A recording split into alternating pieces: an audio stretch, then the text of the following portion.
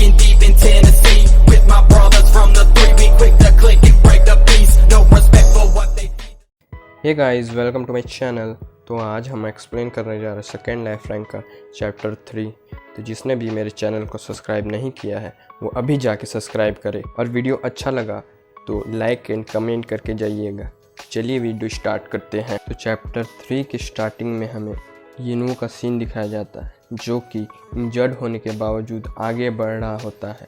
तभी यिनु के सामने एक स्टेटस विंडो ओपन होती है। उसमें बताया जाता है कि एक्सट्रीम पेन ने आपकी बॉडी पर काबू कर लिया है, जिससे आप अपने शरीर को मूव नहीं कर सकते हैं। उसके बाद एक दूसरी विंडो ओपन होती है, जिसमें यिनु को बताया जाता है कि आपका कोल्ड ब्लडेड नेचर आपको शांत रखेगा। फिर यिनु को दिखाया जाता है जो कि दर्द से काँप रहा होता है। फिर यिनु के सामने एक विंडो ओपन होती है और उसको बताया जाता है कि अब आप बहुत देर तक स्टन नहीं रहेंगे, क्योंकि आपकी बॉडी में इस दर्द को सहने की पावर आ गई है। तभी यिनु इस चीज़ को फील करते हुए कहता है, मुझे पता था कि यहाँ खतरा है, लेकिन मुझे इस हद तक इसकी उम्मीद नहीं थी कि मुझे इतना पेन होगा। ये दर्द इतना ज़्यादा है कि ये मुझे पागल करने वाला है। अगर शुरुआत में ही चीज़ें इतनी ज़्यादा खतरनाक है और इस तरह से शुरू हुई है। तभी यिनु ये सब चीज़ बोलते हुए अपने शरीर से इन तीरों को निकालता। उसके बाद अपने ट्रीटमेंट के लिए अपने बैकपैक में से एक कॉटन एक लाइटर निकालता है। फिर उस कॉटन को जलाकर अपनी जख्मों को कॉटन से जलाता है। उसके बाद यिनु के सामने एक स्टेटस विंडो ओपन होता है, जहां उसे बताता है कि अब आप जल चुके हैं, अब आप स्टन हो चुके हैं। फिर सिस्टम बताता है आपकी कोल्ड ब्लडेड नेचर आपको शांत रखेगी। फिर सीन चेंज होता है और यिनु अपने नाइफ को अपने हाथ में निकाल कर आगे बढ़ने लगता है। और यिनु उस टाइम को फील करते हुए कहता है, जब मेरे ऊपर एरो छोड़े गए थे वो टाइम था जब उन तीरों ने मेरे हाथ को छेद दिया था, और वहाँ भी एक बहुत ही बेहोश करने वाला संकेत मिला। उसके बाद उस तीरों को अपनी तरफ आते हुए देखकर यिनु घबरा जाता। फिर यिनु कहता है, मुझे सही समय खोज करने की ज़रूरत है। वो तीरों का टाइमिंग क्या है, किस फॉर्मेशन से वो अटैक करते हैं। उसके बाद वो आगे बढ़ते हुए बताता है कि मैं ऐसी ही अपने नॉर्मल आँखों से नहीं देख सकता कि अटैक कहाँ से आने वाला है, क्योंकि वहाँ काफ़ी ज़्यादा अंधेरा है। फिर वो कहता है, जब गियर मुड़ता है तो मुझे सुनने की ज़रूरत है कि वो किस टाइम पे अटैक करने वाला है। फिर हमें गियर को दिखाया जाता है। उसके बाद यिनु कहता है, वो जो टाइम है उसके एक छोटे से पार्ट के दौरान मुझे उस गियर की साउंड को सुनने की ज़रूरत है, जो मुझे बताएगी कि कहाँ से अटैक होने वाला है। उसके बाद हमें यिनु का सीन दिखाया जाता है, जहाँ यिनु अपने सेकेंड स्किल हाइटेड सेंसर्स को एक्टिवेट करता है और यिनु अपने आँखों को बंद करके फोकस करता है। फिर यिनु के सामने एक स्टेटस विंडो ओपन होता है। वो उसे बताती है उसकी महसूस करने की पावर बढ़ गई है। उसके बाद दूसरा विंडो ओपन होता है और उसमें लिखा होता है, आपकी हाइटेड सेंसर स्किल 0.8% लेवल से बढ़ गई है। उसके बाद जैसे ही वो गियर घूमना स्टार्ट करता है, तभी यिनु सभी गियर की पोजीशन का पता लगा लेता है और ऊपर की तरफ देखते हुए कहता है, हाँ मुझे गियर मिल गया है।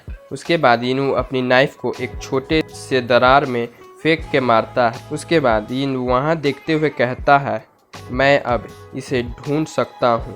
उसके बाद सीन चेंज होता है और यिनु काफ़ी ज़्यादा एरो को डॉज करते हुए आगे बढ़ता है और कहता है, अगर मैं इन नीले तीरों को डॉज करता हूँ तो मेरी एजिलिटी इंक्रीज़ हो जाएगी। तभी वो एक नीले एरो को डॉज करता है। उसके बाद सिस्टम यिनु को बताता है कि आपकी एजिलिटी में एक पॉइंट ऐड होता है। उसके बाद यिनु बताता है, अगर मैं रेड एरो को डॉज करता हूँ तो मेरी स्ट्रेंथ इंक्रीज़ हो जाएगी। तभी यिनु की तरफ एक रेड एरो बहुत ही स्पीड में आती है, जिसको यिनु अपनी नाइफ से ब्लॉक कर देता है। तभी यिनु को सिस्टम बताता है कि आपके स्ट्रेंथ में एक पॉइंट ऐड हो गया है। फिर सीन चेंज होता है और यिनु की तरफ एक येलो एरो स्पीड में आती है और उसके हाथ में लग जाती है। उसके बाद यिनु बताता है कि येलो एरो से स्टेमिना इंक्रीज होता है। तभी यिनु के सामने सिस्टम विंडो ओपन होता है। उसे बताता है कि आपकी स्टेमिना में एक पॉइंट ऐड हो गया है। फिर यिनु उस तीर को अपने हाथ से निकाल कर फेंक देता है। फिर वो बोलता है कि मैं जितना ज़्यादा इन सब चीज़ों को करता हूँ उतना ही अधिक इस जॉब से प्राप्त कर सकता हूँ। और तभी उसका स्टेटस विंडो ओपन होता है, जिसमें उसे पता चलता है कि उसकी नेचर कोल्ड ब्लडेड है उसका स्ट्रेंथ 19 है, एजिलिटी 19 है, स्टेमिना 14 है और MP 21 है और उसकी स्किल हाइटेड सेंसेस 4.3% से इंक्रीज हो चुकी है। फिर यिनवू बोलता है ऐसी जगह कहाँ है। फिर सीन चेंज होता है और हमें यिनवू को दिखाया जाता है जहाँ यिनवू के मुंह से खून आ रहा होता है। फिर यिनवू अपने मुंह का खून साफ करते हुए कहता है, एक बात मुझे समझ नहीं आ रही है, मैं अपने MP पॉइंट को कैसे बढ़ाऊं? फिर भी मैं अगर इसका लाभ उठा सकता हूं तो अपने हिसाब से अपने पॉइंट को बढ़ा सकता हूं। उसके बाद सीन चेंज होता है और हमें एक स्क्रीन को दिखाया जाता है। उसमें यिनवू दिख रहा होता है जहां यिनवू अपने मुंह को खून साफ कर रहा होता है। तभी गॉब्लिन कहता है कि ओए होए होए होए होए। उसके बाद सीन चेंज होता है और गॉब्लिन उस स्क्रीन में यिनवू को देखते हुए कहता है, इस लड़के को मैं जितना ज़्यादा देखता जा रहा हूँ मुझे वह उतना ज़्यादा ही दिलचस्प लग रहा है।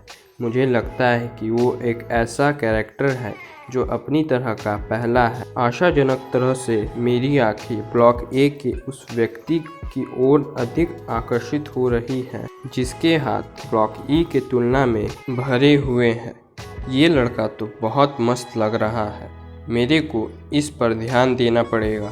फिर सीन चेंज होता है और गॉब्लिन यिनवू की तरफ हंसते हुए देखकर कहता है, यह लड़का तो सही में एक टफ गाय है। उसके बाद गॉब्लिन यिनवू को देखते हुए कहता है, जहाँ तक उसकी योग्यता की बात करूँ तो उसे कई अन्य खतरों का सामना करना पड़ेगा, लेकिन वह इतना समझदार हो सकता है और बाकी को पार कर सकता है, तो यहाँ देखने में बड़ा मज़ा आएगा। फिर सीन चेंज होता है और गॉब्लिन अपने चश्मा को ठीक करते हुए कहता है, मुझे लगता है ट्यूटोरियल के दौरान बहुत सारे मज़ेदार तमाशे सामने आएंगे जिन्हें देखकर मुझे बहुत मज़ा आएगा। दूसरी तरफ वो और लोगों की स्क्रीन देखकर कहता है, ओए होए होए होए, क्या बात है, इनको भी देखने में मज़ा आ रहा है। कुछ कैरेक्टर हैं जो यिनवू से भी अच्छे हैं। फिर सीन चेंज होता है और यिनवू के सामने एक विंडो ओपन होता है। उसमें बताया जाता है अब आप आखिरी पॉइंट तक पहुंच गए हैं। उसके बाद यिनवू का स्टेटस विंडो ओपन होता है। उसमें यिनवू देखता है उसकी स्ट्रेंथ 29, एजिलिटी 33, स्टेमिना 30 और MP 21 है और उसका हाइटेड सेंसेस 8.3% हो चुका है। उसके बाद वो एंड गेट पास पहुंच जाता है और अपनी स्टेटस विंडो को देखते हुए कहता है, मेरे सारे पॉइंट्स बहुत बढ़ गए हैं लेकिन MP अभी तक नहीं बढ़ा है। फिर वो कहता है कि एक दिन में इतना ऊपर जाना काफ़ी अच्छा है। फिर अगले सीन में वो अपनी बॉडी को फील करते हुए कहता है, मेरी फिज़िकल पावर और मेरी मोबिलिटी और मेरी एंड्योरेंस और मेरे डिस्ट्रक्टिव पावर्स ये चारों के चारों बहुत ज़्यादा बढ़ गई हैं। और तभी यिनवू उस गेट को ओपन कर देता है। उसके बाद जैसे ही वो गेट में एंटर करता है वैसे ही स्पिरिचुअल पावर उसको हील करना स्टार्ट कर देती है। उसके बाद यिनवू पूरी तरह से हील हो जाता है और आगे बढ़ने लगता है और कहता है, मुझे लगता है ये प्लेयर्स के लिए रेस्ट करने की जगह है। और आगे बढ़ते हुए कहता है, मैं अब अपनी पूरी पावर में आ सकता हूँ। और तभी काफ़ी थकान के कारण यिनवू वहीं बेहोश हो जाता है। सीन चेंज होता है और यिनवू धीरे धीरे करके आंखें खोलता है और उसके सामने एक आदमी खड़ा होता है। तभी यिनवू उससे देखकर घबरा जाता है और फाइटिंग पोजीशन में आ जाता है। तभी यिनवू उससे बोलता है, तुम कौन हो? मुझे यकीन है कि मेरी हाइटेड सेंसेस अभी भी एक्टिव है। दूसरा आदमी यिनवू पर हंस रहा होता है और यिनवू कहता है, मुझे कैसे पता नहीं चला कि मेरे सामने एक आदमी खड़ा है।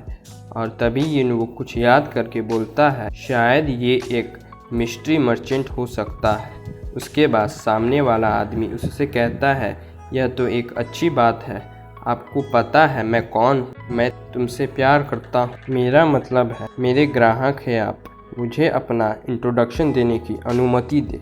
मेरा नाम ए है। जो यहाँ से व्यापारी गुजरता है। उसके बाद वो मर्चेंट चुटकी बजाता है। तभी उसके सामने एक विंडो ओपन हो जाता है और वो कहता है, एक व्यापारी जो दुनिया में सब कुछ बेचता है।